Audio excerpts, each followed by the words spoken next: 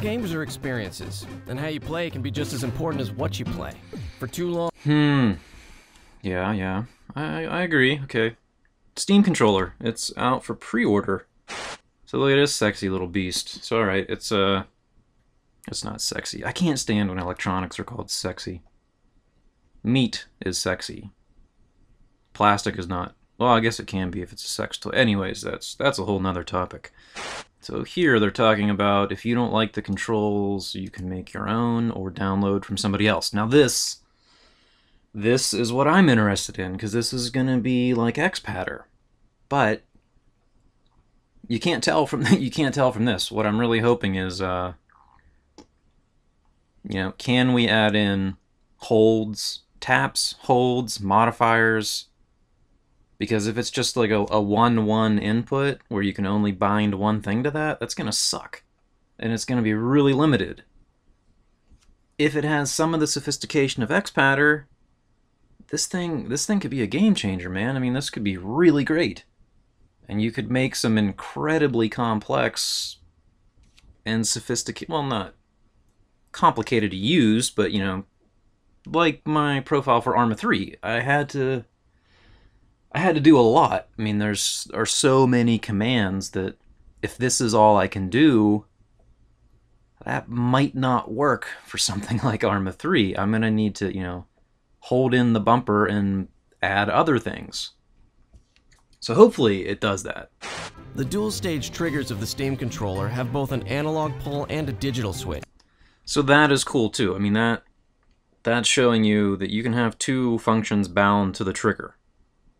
You know, they're putting on that right trigger what would normally take up left and right trigger on a standard first-person shooter. You can go aim down sights by squeezing the trigger, and then squeeze it all the way could be fire.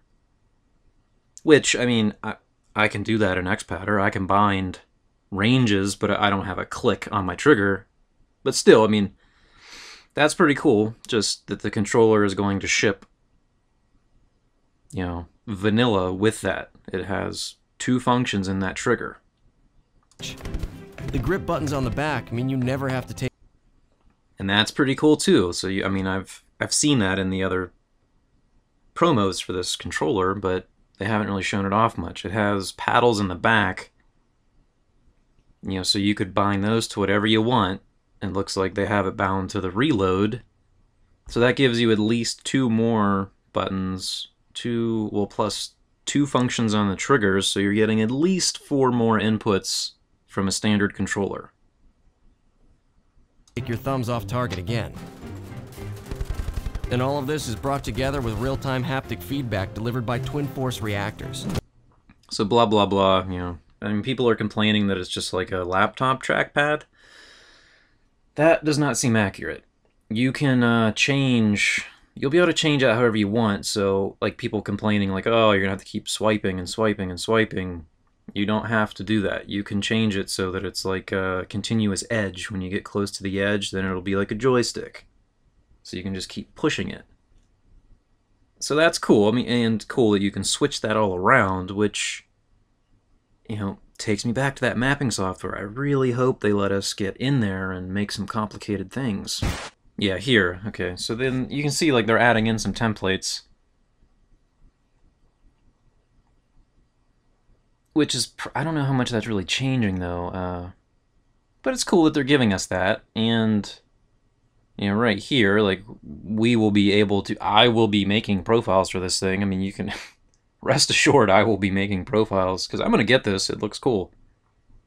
But, yeah, I'm really curious about the complexity of that mapping system. This is going to have accelerometer tilting, so you can use it like a motion steering wheel, which is another thing I'm very curious about. Is that going to be like the 6-axis on the PlayStation 4? Because if you watch one of my previous videos, I compared that to the accelerometer motion steering wheel I have, the SRWS1, and that was like a no contest. The PS4 sucked. It's real jittery. It's just doesn't give you a nice motion, and the SRWS1 works really well. It's very smooth. Like, I can actually use that as a steering wheel. So, could I do that with this? That would be pretty cool. Can we control what's mapped to the leans and tilts and shakes or whatever? Then that's... Oh, that's opening up a whole nother thing. Like we could do, you know, like the quick shake for a reload, or push the stick forward to throw a grenade, or, you know, whatever the hell we want. But point being, I want control over that. Let me control what that's mapped to. And that would be pretty exciting. Like you could do a push it forward for a zoom, pull it back to zoom out, like on a map. That could be cool. So yeah, I mean, clearly I'm excited for this thing, and that's it. I'm gonna wrap it up. Those are my thoughts. So that's what I got to say. I'm looking forward to it, and I will get it, and I'll let you know how it works. All right, see you around.